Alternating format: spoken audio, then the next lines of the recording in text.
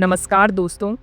आज हम आपको एक ऐसी कहानी सुनाने जा रहे हैं जो आपके रोंगटे खड़े कर देगी। ये कहानी है एक जादुई पलंग की, जो न केवल रहस्यमय है बल्कि बेहद डरावनी भी है। जादुई पलंग के दूसरे भाग में आपका स्वागत है। इस पलंग की कहानी में कई रहस्य छुपे हैं जो धीरे धीरे सामने आएंगे। पिछली बार हमने देखा था कि कैसे एक पुराने पलंग में कैद आत्मा ने सबको डरा दिया था। उस आत्मा का नाम माया था और उसकी कहानी बेहद दर्दनाक थी। माया की आत्मा उस पलंग में क्यों कैद थी? क्या उसकी कोई अधूरी ख्वाहिश थी या फिर कोई पुराना बदला? इन सवालों के जवाब जानने के लिए हमें इस कहानी में और गहराई में जाना होगा। इस बार कहानी और भी रहस्यमय और डरावनी होने वाली है। इस बार हम आपको मिलवाएंगे एक नए किरदार से जिसका नाम है रोहन। रोहन एक युवा लड़का है जो इस पलंग के जाल में फंसने वाला है। रोहन एक साहसी और जिज्ञासु लड़का है जो हमेशा नई चीज़ों की खोज में रहता है। लेकिन इस बार उसकी जिज्ञासा उसे एक ऐसे रहस्य में खींच ले जाएगी जिससे बाहर निकलना बेहद मुश्किल होगा। क्या वो माया की आत्मा से बच पाएगा? क्या वो उस जादुई पलंग का रहस्य सुलझा पाएगा या फिर वो भी उसी पलंग का एक हिस्सा बन जाएगा? ये सब जानने के लिए आपको इस कहानी के हर मोड़ पर ध्यान देना होगा। इस पलंग में कई रहस्य छुपे हैं। कुछ रहस्य ऐसे हैं जो सदियों से छुपे हुए हैं और कुछ ऐसे हैं जो हाल ही में सामने आए हैं। इस पलंग के हर कोने में एक नई कहानी छुपी है जो आपको हैरान कर देगी। जानने के लिए हमारे साथ बने रहिए। इस कहानी में हर पल एक नया मोड़ आएगा जो आपको अपनी सीट से हिलने नहीं देगा। यह कहानी आपको सोने से पहले 2 बार सोचने पर मजबूर कर देगी। इस कहानी में डर, रहस्य और रोमांच का ऐसा मिश्रण है जो आपको अंत तक बांधे रखेगा। तो तैयार हो जाइए। इस बार की कहानी में और भी ज्यादा डर और रहस्य छुपे हैं जो आपको हैरान कर देंगे। तो दोस्तों, क्या आप तैयार हैं इस रहस्यमय और डरावनी यात्रा के लिए?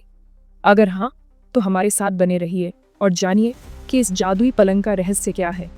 इस कहानी में हर पल एक नया रहस्य छुपा है जो आपको हैरान कर देगा। तो चलिए शुरू करते हैं इस डरावनी और रहस्यमय यात्रा को।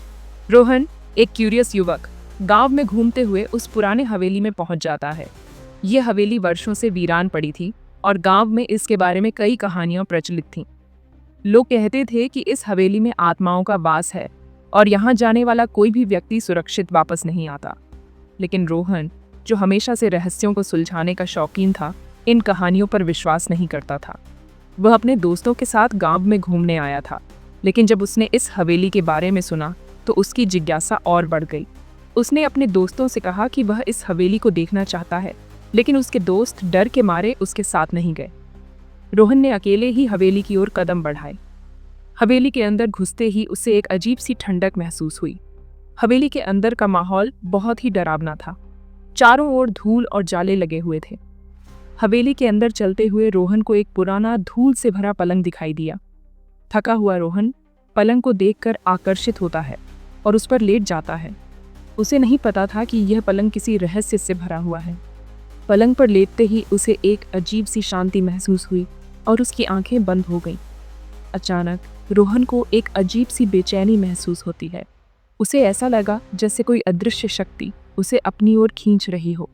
उसकी सांसें तेज हो गईं और उसका दिल जोर जोर से धड़कने लगा। उसे समझ नहीं आ रहा था कि यह सब क्या हो रहा है। वह उठने की कोशिश करता है, लेकिन उसके शरीर में कोई ताकत नहीं बची थी। उसे ऐसा महसूस हो रहा था जैसे वह किसी अदृश्य जाल में फंस गया हो। उसे अजीबोगरीब सपने आने लगते हैं। सपनों में वह खुद को एक अंधेरी जगह पर पाता है जहाँ चारों ओर धुंध और सन्नाटा है। उसे वहाँ एक पुरानी टूटी फूटी हवेली दिखाई देती है जो बिल्कुल उसी हवेली की तरह लगती है जिसमें वह अभी है। सपनों में वह हवेली के अंदर जाता है और वहाँ उसे एक खूबसूरत लेकिन डरावनी लड़की दिखाई देती है। एक खूबसूरत लेकिन डरावनी लड़की उसे अपनी ओर खींचती हुई दिखाई देती है। उसकी आंखें चमक रही थीं और उसके चेहरे पर एक अजीब सी मुस्कान थी। वह लड़की रोहन की ओर बढ़ती है और उसे अपनी ओर खींचने लगती है। रोहन को ऐसा महसूस होता है जैसे वह लड़की उसकी आत्मा को अपनी ओर खींच रही हो। वह लड़की रोहन से कुछ कहना चाहती है, लेकिन उसकी आवाज़ सुनाई नहीं देती। रोहन डर के मारे चिल्लाने की कोशिश करता है, लेकिन उसकी आवाज़ भी नहीं निकलती। तभी गांव का बाबा, जो इस पलंग के रहस्य को जानता है, वहां पहुंच जाता है। बाबा को इस हवेली के बारे में सब कुछ पता था। वह जानते थे कि इस हवेली में एक माया नाम की लड़की की आत्मा भटक रही है जो इस पलंग से जुड़ी हुई है। बाबा ने कई बार गांव वालों को इस हवेली से दूर रहने की चेतावनी दी थी, लेकिन रोहन ने उनकी बात नहीं मानी थी। बाबा ने हवेली के अंदर जाते ही रोहन को पलंग पर बेहोश पड़ा देखा। वो रोहन को बेहोशी की हालत में देखता है और समझ जाता है कि माया की आत्मा ने उसे अपनी चपेट में ले लिया है। बाबा ने तुरंत अपने झोले से कुछ जड़ी बूटियां निकाली और रोहन के चारों ओर एक घेरा बनाया। उन्होंने मंत्र पढ़ना शुरू किया और जड़ी बूटियों को जलाकर धुआं फैला। धीरे धीरे रोहन की बेचैनी कम होने लगी और उसकी सांसें सामान्य हो गईं। बाबा ने रोहन को होश में लाने के लिए उसके माथे पर पानी के छींटे मारे। कुछ ही देर में रोहन की आंखें खुल गईं और उसने बाबा को अपने सामने खड़ा देखा। बाबा ने उससे समझाया कि वह इस हवेली से तुरंत बाहर निकल जाए और कभी वापस न आए। रोहन ने बाबा की बात मानी और हवेली से बाहर निकल गया। उसने अपने दोस्तों को सारी घटना बताई और सबने मिलकर बाबा का धन्यवाद किया। इस घटना के बाद रोहन ने कभी भी किसी रहस्यमय जगह पर अकेले जाने की हिम्मत नहीं की। बाबा रोहन को पलंग से दूर ले जाता है। रोहन की हालत देखकर बाबा के चेहरे पर चिंता की लकीरें साफ नजर आ रही थीं।